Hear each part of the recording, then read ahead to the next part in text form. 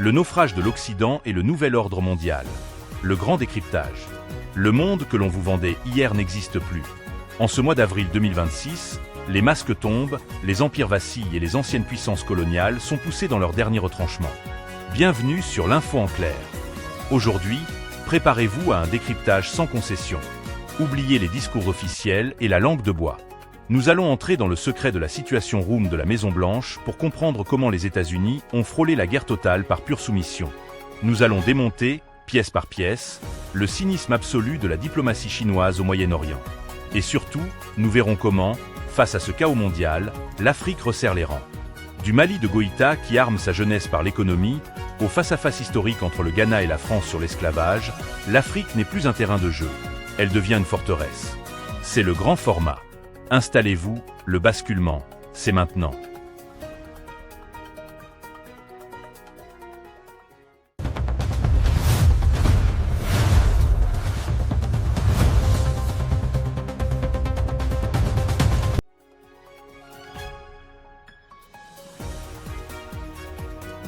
La Chine, maître des illusions au Moyen-Orient. La communauté internationale applaudit à tout rompre le cessez-le-feu temporaire entre l'Iran et les États-Unis. Donald Trump a même remercié publiquement Pékin. Mais la réalité, révélée par les fuites du Wall Street Journal, est d'un cynisme effroyable. La diplomatie chinoise en Iran n'a rien à voir avec la paix. Elle a tout à voir avec le sommet sino-américain prévu les 14 et 15 mai. Xi Jinping ne fait pas dans la philanthropie, il fait du chantage diplomatique de très haut niveau. Les 26 appels téléphoniques stratégiques, la corédaction du plan de paix, la pression de dernière minute sur Téhéran. Chaque geste de Pékin est une facture qui sera présentée à Donald Trump le mois prochain. Que veut la Chine?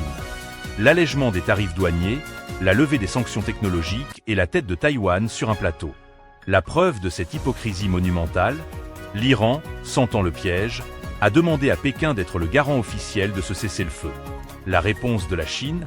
Un refus catégorique. Pékin veut encaisser les dividendes de la paix sans jamais s'engager militairement ou politiquement en cas de rupture. C'est une diplomatie théâtrale. La Chine se pose en stabilisateur responsable du monde tout en ayant bloqué, quelques jours plus tôt, la seule résolution de l'ONU qui aurait pu forcer la réouverture du détroit d'Ormuz.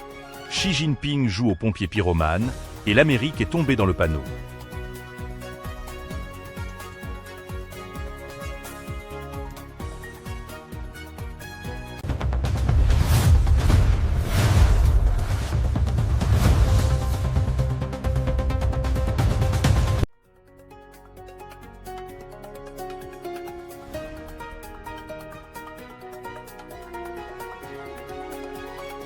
Huis clos à la Maison-Blanche. L'opération Epic Fury. Comment la première puissance mondiale a-t-elle pu se retrouver à la merci d'un tel accord? Pour le comprendre, il faut plonger dans la folie de la Maison-Blanche. Les révélations du New York Times sur la réunion du 11 février font froid dans le dos. Imaginez la scène dans la situation room. Donald Trump est face à des écrans géants. De l'autre côté, Benjamin Netanyahou, entouré du chef du Mossad et de ses généraux, pousse à la guerre. Netanyahou vend un scénario de rêve. Paralyser l'Iran, éliminer le guide suprême, provoquer un changement de régime. Mais dans la salle, l'appareil d'État américain panique. Le directeur de la CIA qualifie le plan de farce. Le secrétaire d'État Marco Rubio dénonce du grand n'importe quoi. Le général Dan Ken prévient Trump, c'est la procédure habituelle des Israéliens. Ils en font trop. Ils savent qu'ils ont besoin de nous.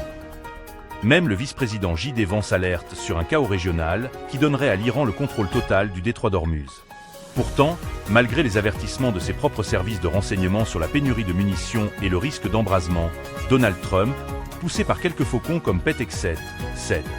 Depuis Air Force One, il valide l'opération Epic Fury, pas d'annulation. Bonne chance. Ce que nous apprend cette fuite, c'est l'extrême vulnérabilité du processus décisionnel américain. L'Amérique était prête à s'enflammer sur les promesses d'un allié régional, avant de devoir reculer précipitamment face à la fermeture d'Ormuz et supplier la Chine d'intervenir. Le résultat? Un triomphe absolu pour Téhéran. Le guide suprême Mojtaba Khamenei proclame une victoire décisive. Le détroit d'Ormuz reste sous clé iranienne. Et symbole de cette humiliation occidentale, l'avion de la délégation iranienne en route pour Islamabad a été escorté et protégé par des avions de chasse et des radars AWACS de l'armée pakistanaise, directement dans l'espace aérien iranien. Le message est clair. L'Occident n'a plus le monopole de la force, et la sécurité des nations du Sud est désormais garantie par d'autres nations du Sud.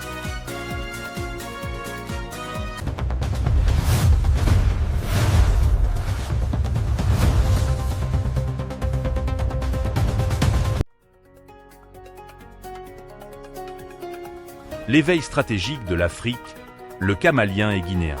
Pendant que les empires se déchirent, l'Afrique prend des notes et accélère sa mue.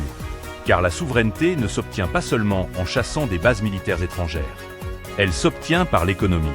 Au Mali, le président de la transition, le général d'armée Assimi Goïta, vient de frapper un grand coup. L'adoption du décret sur la stratégie nationale de l'entrepreneuriat 2026 à 2030 n'est pas un simple papier administratif.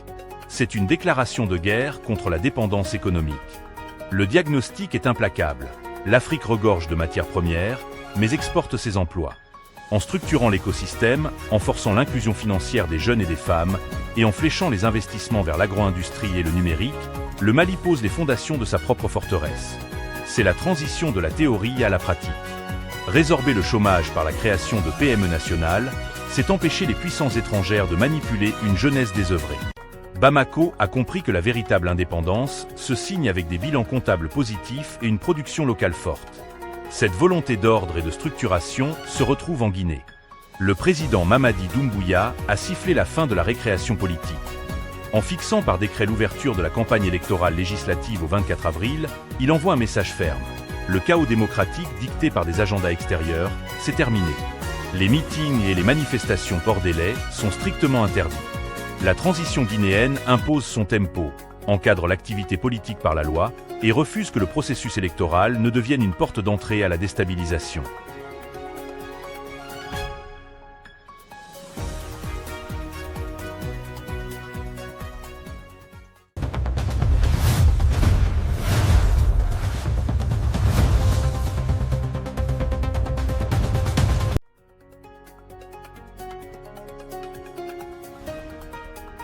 Le rapport de force assumé. Maroc, Niger est face à face à l'Élysée. L'Afrique s'unit, et elle le fait avec pragmatisme. L'axe Niamey-Rabat en est l'illustration parfaite. Le Maroc et le Niger viennent de signer 14 accords colossaux. On ne parle pas ici d'aide humanitaire, on parle d'infrastructures lourdes, de transport ferroviaire, de commerce, d'agriculture et de formation technique. Le ministre marocain Nasser Bourita et le pouvoir du CNSP nigérien bâtissent une coopération sud-sud décomplexée. Pour le Niger, c'est la preuve qu'il est possible de se développer sans se soumettre aux dictats de l'Union européenne ou de la CEDEAO sous influence. Pour le Maroc, c'est l'affirmation de son rôle de puissance continentale incontournable, capable d'arrimer le Sahel à la dynamique économique nord-africaine. Mais ce vent de souveraineté souffle aussi sur le terrain de la mémoire et de la dignité. La scène qui s'est déroulée à Paris, au palais de l'Élysée, est historique. Le président ghanéen John Dramani Mahama s'est retrouvé face à Emmanuel Macron pour lui demander des comptes sur la résolution de l'ONU visant à reconnaître l'esclavage comme un crime contre l'humanité, résolution sur laquelle la France a osé s'abstenir. Le fait qu'un chef d'État africain vienne directement à Paris pour négocier la restitution d'œuvres d'art, la réparation du racisme structurel et l'injustice de l'ordre économique mondial marque une rupture totale du rapport de force. Macron, dos au mur, s'est dit prêt à un dialogue honnête. Mais les mots ne suffisent plus. Comme l'a déclaré le Premier ministre sénégalais Ousmane Sonko lors de sa conférence à Dakar. Qu'est-ce qui empêcherait demain une puissance de revenir recoloniser l'Afrique parce qu'elle a besoin de ressources?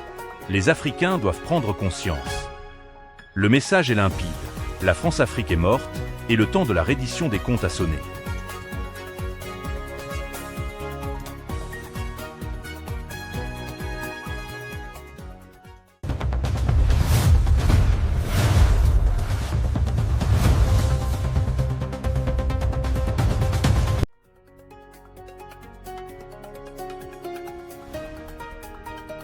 Le soft power russe, l'inversion du monde.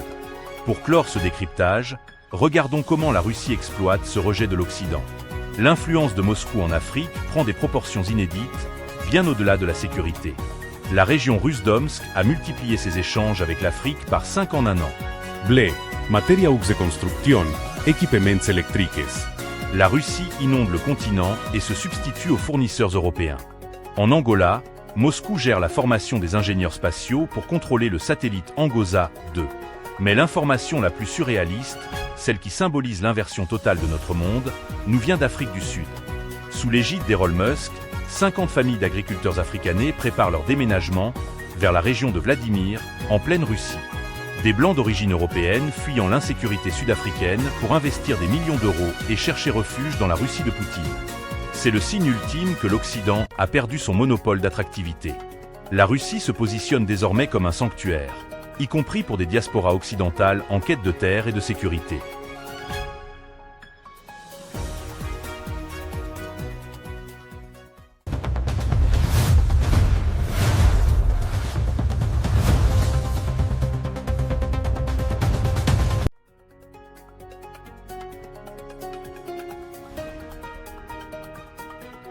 États-Unis humiliés diplomatiquement, souveraineté économique africaine assumée, face-à-face mémoriel sans filtre et expansion totale de l'influence russo-chinoise.